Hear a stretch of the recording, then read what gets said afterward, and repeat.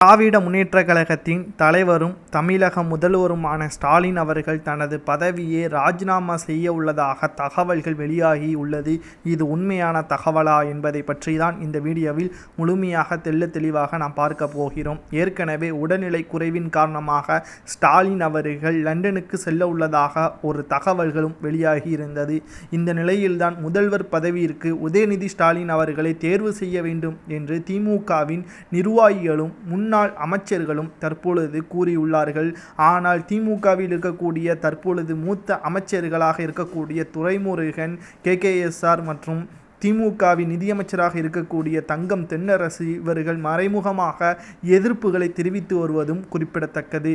ஒருவேளை துணை முதல்வராக தற்பொழுது பதவியேற்று கொண்டு ஸ்டாலினுக்கு அடுத்தபடியாக முதல்வராக அரசியல் வாரிசாக உருவாகி விடுவாரா என்ற அச்சமும் தற்பொழுது திமுகவில் நிகழ்ந்து வருகிறது. மேலும் இணையதளத்தில் சவுக்கு சங்கர் அவர்கள் கூறுகையில், லண்டனுக்கு ஸ்டாலின் அவர்கள் செல்வதே உதயநிதி ஸ்டாலின் அவர்களை துணை முதல்வராக ஆக்க வேண்டும் என்பதற்காகத்தான். மேலும் என் உடல்நிலையை கருத்தில் கொண்டு துணை முதல்வர் பதவி உதயநிதி ஸ்டாலின் அவர்கள் வகித்தால்தான் வருகின்ற வருடங்களில் உதயநிதி ஸ்டாலின் அவர்கள் நேரடியாக முதல்வராக தேர்வு செய்யப்படுவார்கள் என்றும், கட்சிக்குள் எந்த ஒரு குளறுபடியும் நடக்காது, இல்லை என்றால் அதிமுகவில் ஏற்பட்டபடி 2 அணிகளாக உருவாகுவார்கள் என்பதை முன்கூட்டியே கணித்த ஸ்டாலின் அவர்கள் தற்பொழுது இந்த முடிவை எடுத்திருக்கிறார். மேலும் எனது உடல்நிலையை கருத்தில் கொண்டு லண்டனில் செல்லக்கூடிய ஸ்டாலின் அவர்கள் தற்பொழுது பதவியை ராஜினாமா செய்யக்கூட நான் தயங்க மாட்டேன். எனது மகனின் எதிர்காலத்தை கருத்தில் கொண்டு அவருக்கு முதல்வர் பதவியை விட்டுக் கொடுக்கவும் நான் தயங்க மாட்டேன் என்பதற்கேற்பதான் அவரது செயல்பாடுகளும் தற்பொழுது இருப்பதாக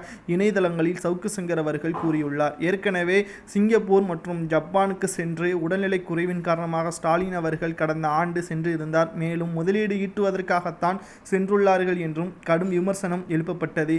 இந்த வருடத்திற்குள் உதயநிதி ஸ்டாலின் அவர்கள் துணை முதல்வராக பதவியேற்றால் நிச்சயமாக அடுத்த 2026 சட்டமன்ற தேர்தலில் உதயநிதி ஸ்டாலின் அவர்கள் தான் முதல்வர் வேட்பாளராக தேர்வு செய்யப்படுவார் என்பதையும் உதயநிதி ஸ்டாலின் அவர்களை பற்றியான கருத்துக்களை இணையதளத்தில் பதிவு செய்திருக்கிறார் சவுக்கு சங்கர் அவர்கள்.